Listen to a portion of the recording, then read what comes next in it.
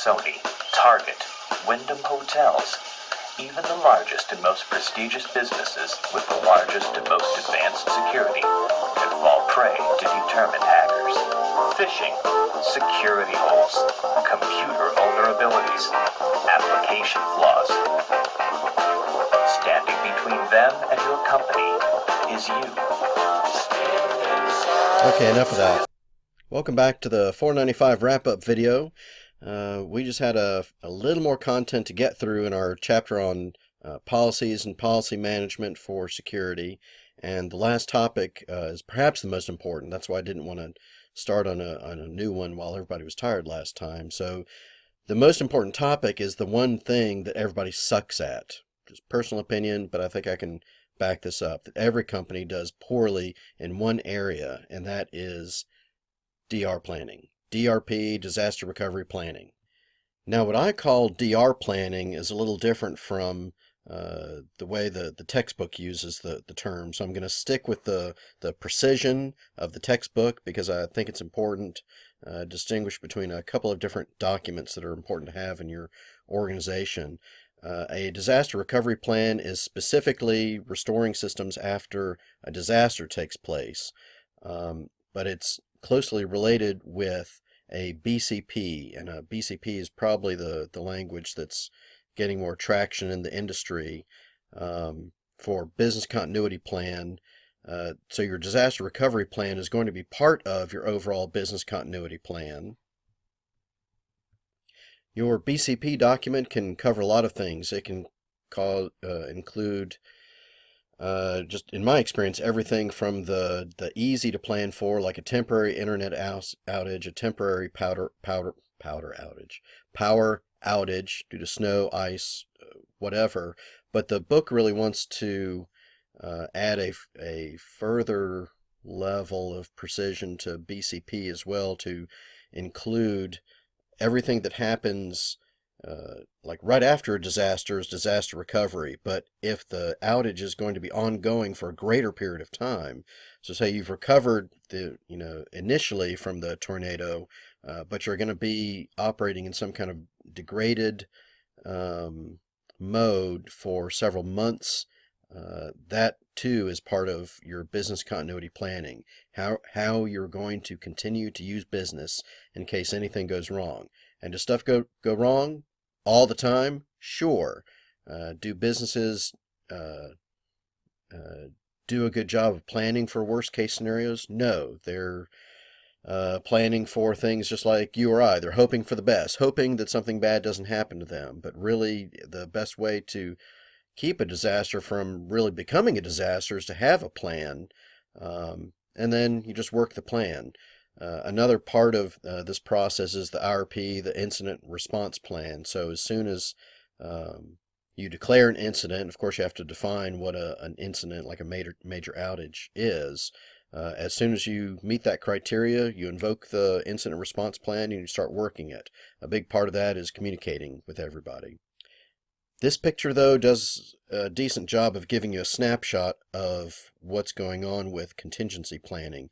Contingency planning being the bigger category of what's going on here. The business impact analysis is critical. So knowing which parts of the business need to go up first, which information needs to come back online first. Now, of course, every business leader is going to tell you that their information, their systems need to come up first. But the truth of the matter is not all information is equivalent. Some information is more critical than others and needs to be brought up. If you try to bring it all up at the same time, typically, especially if you're restoring from tape backups and you've got terabytes and terabytes and even petabytes of data, that can take actually days to come back up, and that's no good. So you need to have prioritized information that you can get back up and running within a matter of hours, not days. And just doing the tabletop exercise of a business impact analysis with your business leaders is the only way to figure out what needs to come up first. A true business impact analysis is probably a little more complicated than this, but this is a pretty good three-step approach to it. You're assuming that your controls have failed, whether they're management controls, technology controls, people controls, um, and you have to start prioritizing. So, which business processes have been impacted?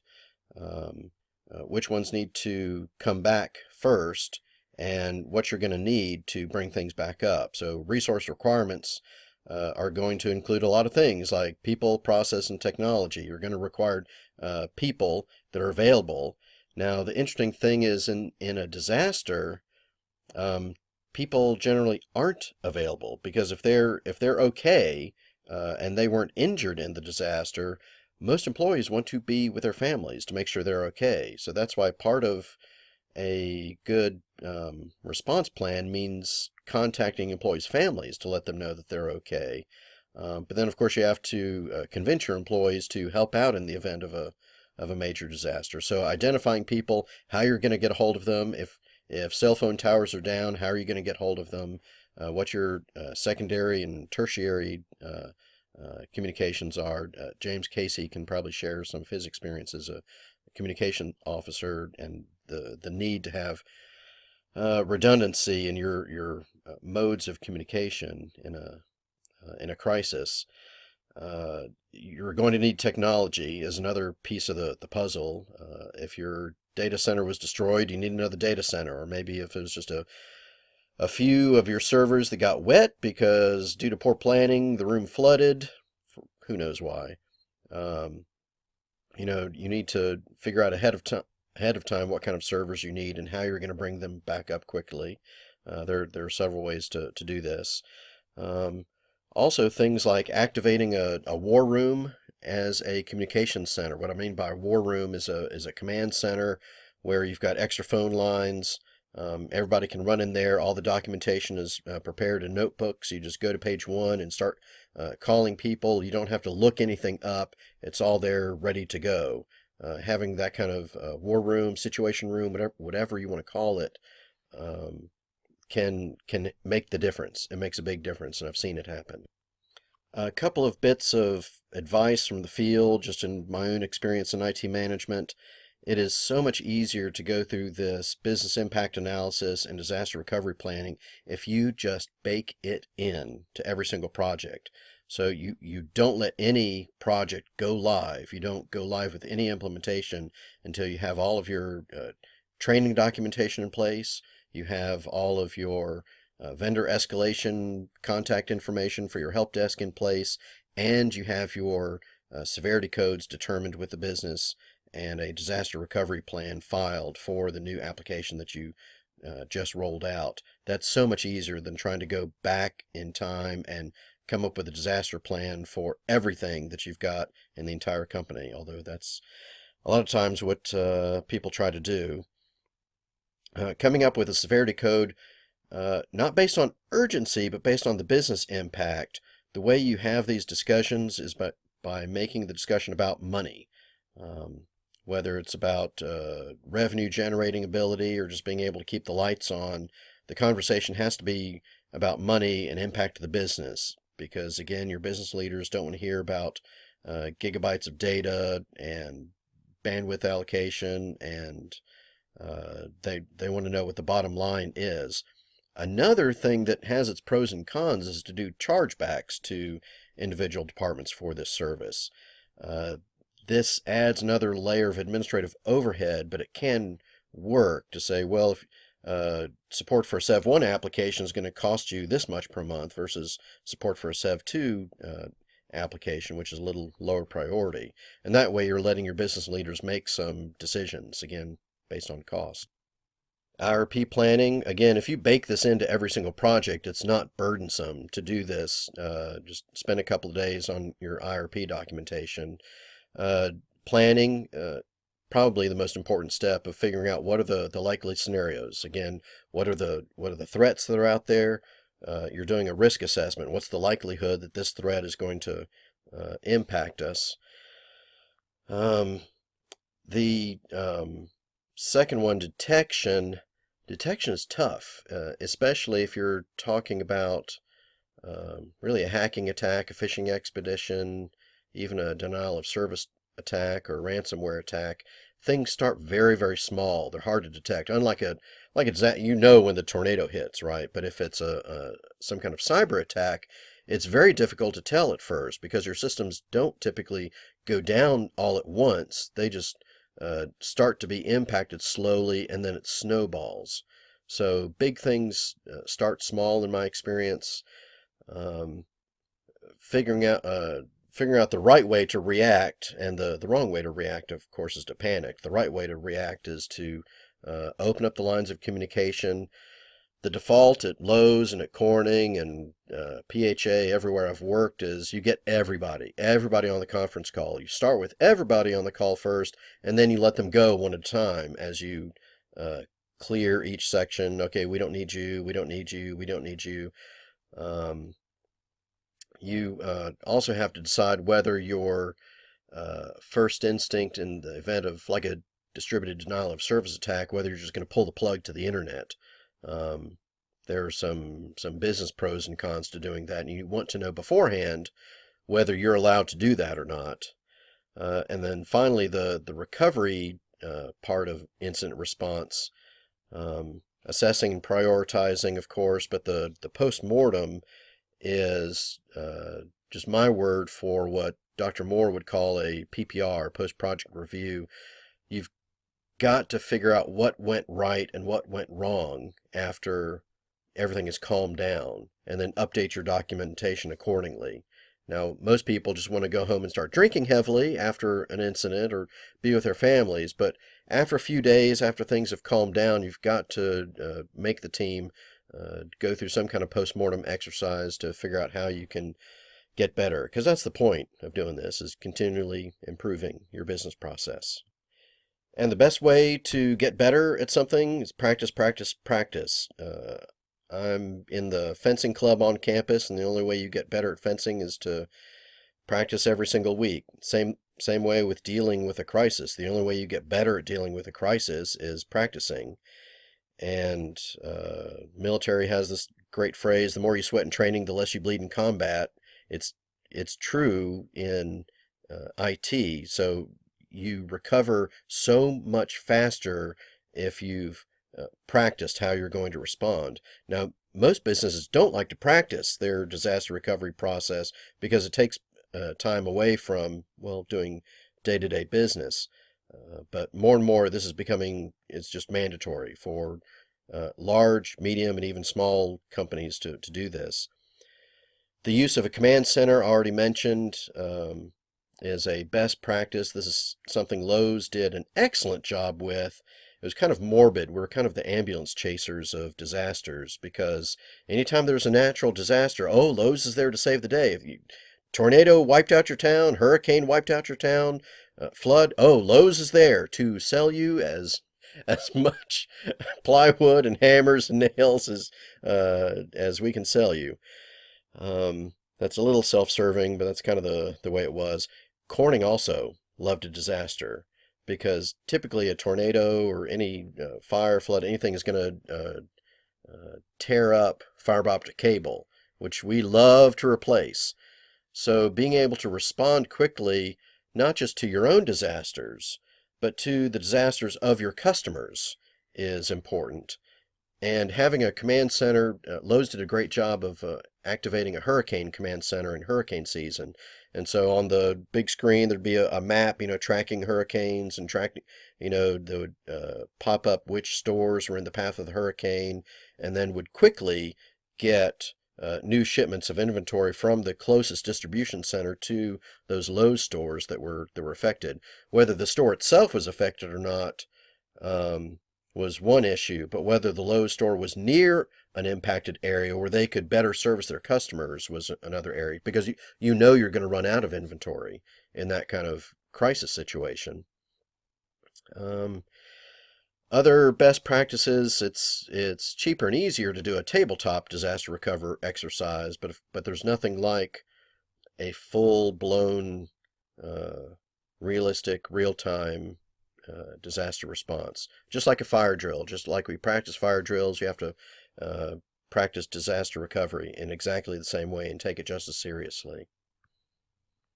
unfortunately, a lot of people think that disaster recovery is as simple as, oh, we've got tape backups of all of our information and we're just going to restore from backup. They don't realize how long it takes to restore from backup tapes.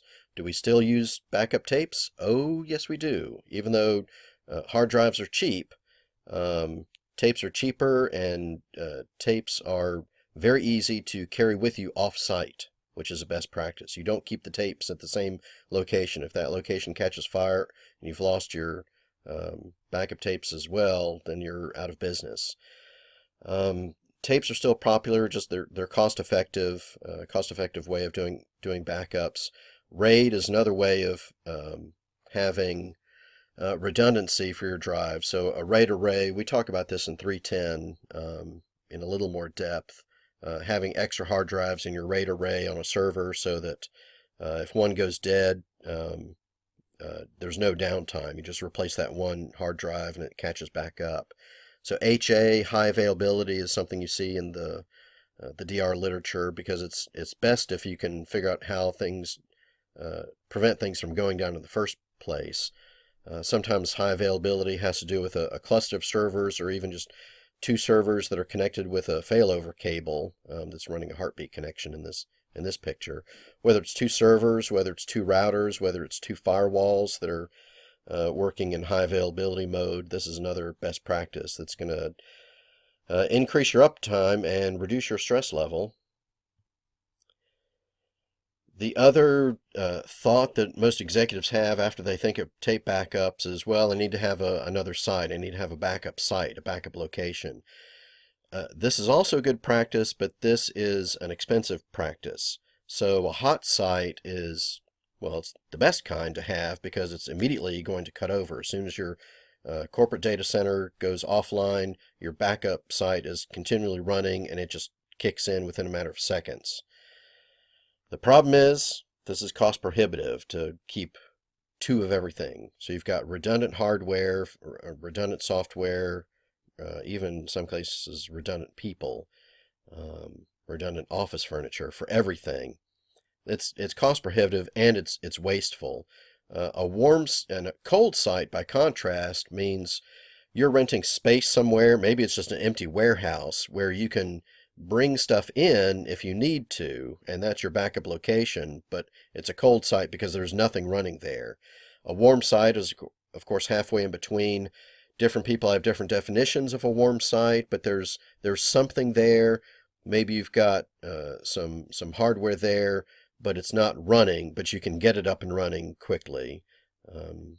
Or maybe there's minimal office furniture, and you can get more there quickly due to vendor contracts or whatever you come up with. You always have to figure out with your, it's more than just having a backup location. It's having a process for how your employees are going to connect to the network. Are they going to be able to VPN in? Are they going to have remote connectivity? In a lot of disasters, people lose remote connectivity. They lose their internet access. So you can't necessarily count on internet access in an emergency. Also, not all of your employees have laptops. Not all of your employees even pay for internet access at home. Location. Oh my God. Do not have your backup site in the same state. It's got to be in a different geographic location, a different part of the country that has a completely different weather pattern. It can't be across town. That's ridiculous. Cloud storage can help. There are a lot of great vendors that will give you kind of a warm standby site that you just pay them, a certain amount of money every month just to have that space available so that you can cut over to them if you need to. Most of the time it works great. I've used SunGuard in the past. They're, if not the biggest, one of the biggest DR vendors out there. They certainly know what they're doing. The problem, though, is if you have SunGuard, a SunGuard data center, say in the St. Louis area, that's supporting all the big corporations in the St. Louis area, and St. Louis gets wiped out, all of a sudden, SunGuard may be under-provisioned. Another way to put this is oversubscribed, because now they've got contractual arrangements with more companies than they can actually bring up at one time. And that's something you have to read in the fine print of your contract. So again, it's useful to call back to why documentation is so important in this whole chapter. The ability to write good documentation and the ability to read documentation with a critical eye. I also have new thoughts about using a cloud provider for this. I used to think, oh, this is pretty smart. They can take care of most of my DR problems. Yes and no. Mike Gibbons is the CISO for Edward Jones, and he was in last year, and he used to work for the FBI and helped crank up their cyber division. So he's got a lot of good experience, but he scared the crap out of me. His story of if the FBI goes into a data center because they suspect laws have been broken, they're immediately going to confiscate everything. Well, let's think about this. If they go into your cloud provider and somebody else, another company, has done something wrong and gets raided by the FBI comes in, shuts everything down indiscriminately, which legally they can do, and your stuff gets shut down, and you really have no legal recourse at this point. That's a problem. So I'm less enamored of cloud solutions than I used to be after I heard that story. It's something that feeds back into your risk assessment. And that wraps up our chapter on planning, security policy creation. Good security policy makers, number one, can think of the worst case scenario and come up with response plans, and they also get paid very, very well for doing this. That's why this is an important skill to have. So reading, writing, thinking, being a little paranoid, being very paranoid, and detail-oriented, being able to come up with all these scenarios and planning accordingly. Since this is a video, please reach out to me if there's stuff you want to talk about, if you've got examples from the workplace about how your company handled a disaster or did not handle it very well. I would love to hear about that. Come see me in my office, call me, text me, email me. Otherwise, I will see you next time in class. Thanks.